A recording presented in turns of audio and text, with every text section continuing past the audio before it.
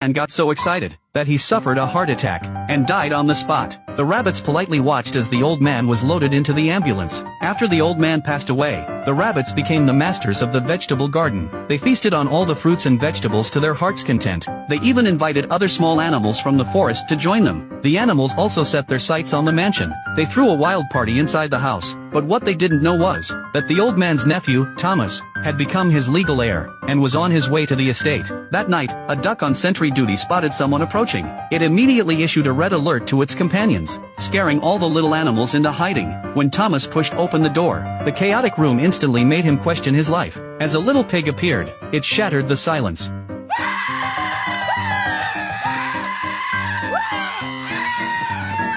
With their cover blown, the animals had no choice but to flee the villa in a panic, and the rabbits lost their home once again. This left Peter Rabbit feeling very frustrated. So the next day, he planned to sneak into the estate and cause trouble, just like before. But he discovered that Thomas had not only reinforced the fence, but also blocked up all the old holes. This completely cut off any possibility of the rabbits entering the vegetable garden. But a little difficulty like that couldn't stop Peter Rabbit. While Thomas wasn't looking, he climbed onto the roof with Little Fat Rabbit. They planned to slip in through the cables.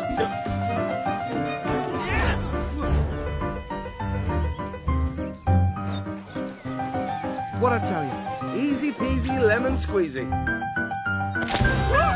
Rats. Peter and Chubby Rabbit were so scared they ran for their lives. Agile Peter managed to escape, but Chubby Rabbit wasn't so lucky. He was pinned to the fence by 2 metal spikes. Thomas grabbed him by the ears and stuffed him into a burlap sack, getting ready to toss him into the river. The rabbits quickly climbed onto the train to rescue Chubby Rabbit. Peter ran to the front of the car and popped the hood open, forcing Thomas to get out and check. In the process, he nearly snapped off his own rabbit ears. Fortunately, the other friends had already swapped the sacks, successfully rescuing Chubby Rabbit. Thomas then drove into town and bought several boxes of remote-controlled explosives from a store, planning to blow the rabbit burrow to smithereens. On his way out, he ran into Bee, who was just heading home. Thomas immediately invited her to come home with him. The two chatted and laughed in the car, and Bea's feelings for him grew stronger. She even invited him over to her house. The seeds of love took root in both their hearts. Under Peter Rabbit's watchful gaze, they began dating frequently. The whole process was indescribably sweet, so much so that even Peter Rabbit found it hard to watch.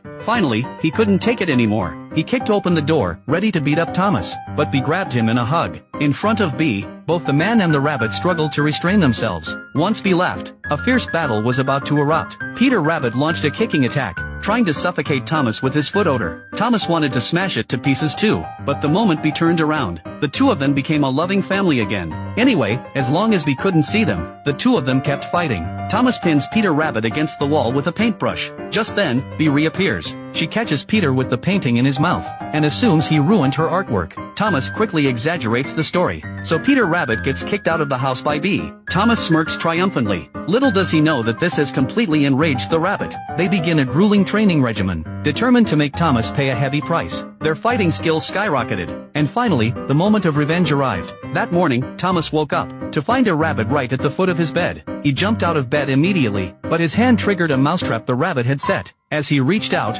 his other hand got caught too. Thomas stood up in a rage, only to be struck by a pitchfork.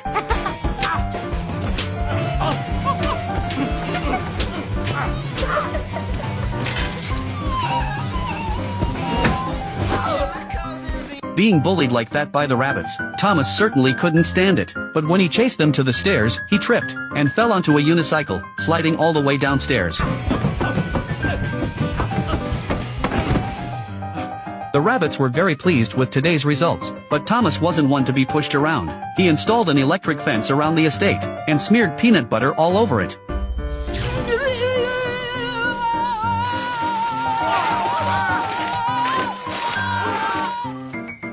Look away.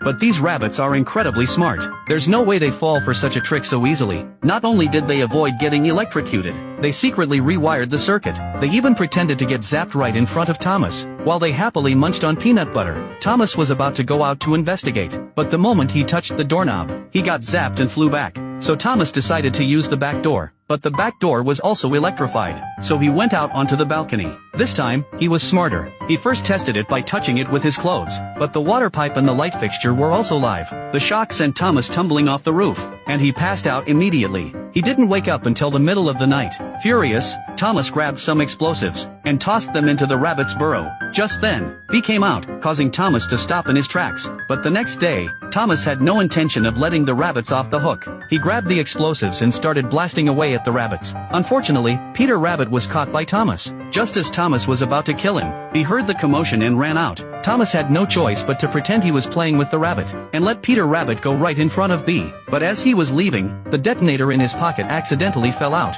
To expose Thomas's true colors, Peter Rabbit pressed the remote control, but this triggered a chain reaction. A large tree was blown down, and crashed right into B's house. Bee believed Thomas was responsible for all of this, and broke ties with him completely. Bee decided to move away, and Thomas returned to the city. But Peter Rabbit wasn't very happy. Although he had achieved his goal, he had also destroyed his own home and Bea's. He began to blame himself. To make amends for his mistake, Peter Rabbit went to the station, and boarded the train to the city with Little Fat Rabbit. They found Thomas, but when he saw them, he went completely berserk. After Peter Rabbit offered a sincere apology, Thomas finally agreed to make peace. In order to win back their love, they tried several different modes of transportation, and finally made it back just before Bee left. Peter Rabbit also admitted his mistake to Bee, and showed her the remote control, explaining that he was the one who set off the explosives. Bee understood their intentions, and made up with Thomas, but the buyer who had purchased the estate came to take possession of the house. At that moment, Peter Rabbit and his friends sprang into action.